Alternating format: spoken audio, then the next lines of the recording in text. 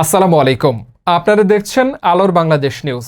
খবর পড়ছি আমি নাসিরউদ্দিন শিকদার। জেলাকে সবসময় অবজ্ঞা করে বৈষম্যের মধ্যে ফেলে দিয়েছে। আমরা বর্তমান সরকারের কাছে সেই পতিত স্বৈরাচারের আচরণ আমরা আশা করি না। আমরা এখন চাই নতুন স্বাধীন বাংলাদেশে কোনো বৈষম্য থাকবে না। সাতক্ষীরার এই করুণ রাস্তাটি, সাতক্ষীরার অবহেলিত রাস্তাটি, সাতক্ষীরার মানুষের এই প্রাণের রাস্তাটি বর্তমান বৈষম্য বিরোধী সরকার অবিলম্বে এই রাস্তাটি সংস্কারের উদ্যোগ গ্রহণ করবেন।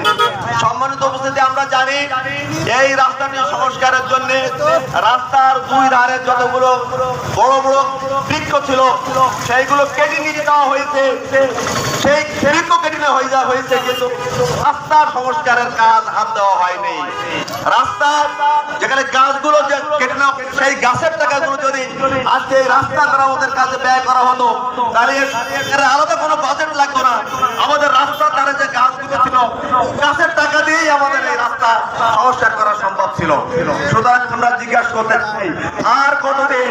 গাছ কেটে নিয়ে যাওয়া হলো কিন্তু রাস্তার কাজ হলো না কেন? সাতক্ষীরার জনগণ, দেবাটার জনগণ জানতে চায় যে আর কতদিন এই রাস্তাকে অবহেলিত ফেলে রাখা হবে।